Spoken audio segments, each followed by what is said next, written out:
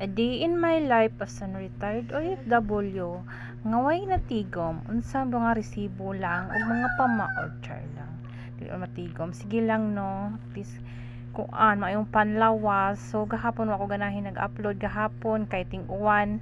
Gitugnaw akong tinggil ay charot lang. So atong niyagi pang adlaw ni nga mga videos no. Wala jud ko ganahi gahapon. Ay naidala sa partner nga kapayas gikan sa trabuhoan duha ka buok nang ingon man siya nga iyaha ko no nang kuanon gulayon. So wa man siya kagulay kay udto na daw.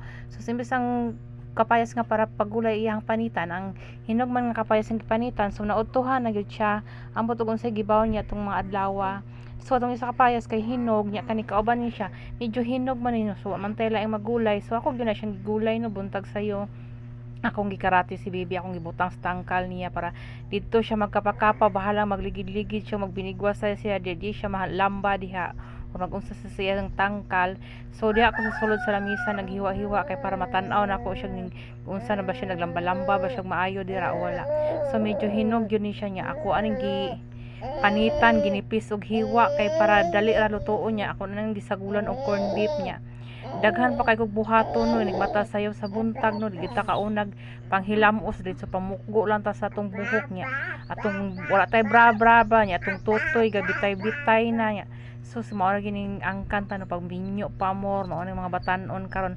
Ayaw gyud in town mo dalig in town kay magmahay ra mo pang eskwela sa gyud mo in town. Kaya kung mabalik lang ang kaniadto no mo choice yung kung eskwela ay charot lang mabalik ng lapas sa tas kalendaryo no, pero sa unang eskwela man gyud ko no, pero ambot nakagraduate kog high school dala bulakbol, pero tingala lang ko nga na papasar ko sa maestra char lang kay parinti man ako tong principal ay charot lang.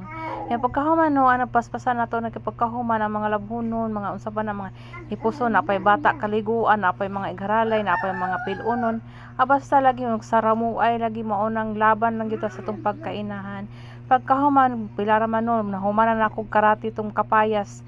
So ako na siyang gisahon diha akong kahoy kay medyo basa-basa no, kay akong partner di man nakapangahoy kay adlaw man sa trabahoan niya.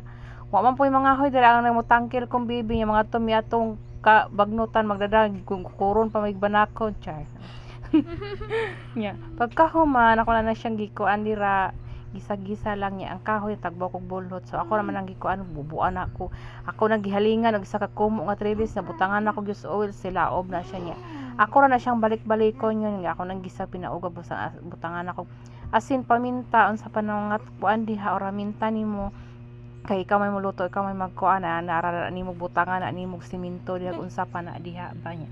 While ko nagkuan diha daghan ko nang hugas og plato while gagisa-gisa sa liat ba tulo ka trabaho ang mahuman sa ka trabaho lagi niya magbantay pagbata niya mo lagi mo na nagka-gidlay na di nakapanudlay mo unang laban ta dira no pagkahuman din na kay nahubsa na diha no kay nakalimot ko nga dali ko gitak-ang kay nakakaon naman ko ang higayon na kay gitagaan mo ko ni mamang tugulay niya. Human nag-iris ko kay bibi kay pagkataod-taod ana mga alas 7 pagkahuman pagka alas 10 manglaba gutomon ko para igon na lang pud ko mukaon ba para nang ready nang pagkaon ba di kay diha pa nga gutmon na kanya usa pa ka mo diga mo. So di gibidyohan pud nako ning apil si mamang nagdiga mo pud sa kusina ambot unsa niyang giluto nya siya ayaw ko videohi ba kay kanang huan maulaw daw siya kay siya daw perminti makita. So ganilang bunta kay padulong man si papa nga atog bukid niya dili man mauban si mamang ang bag kanin dali ra gyud magusbat no kay panudlan og mga kaon bugat.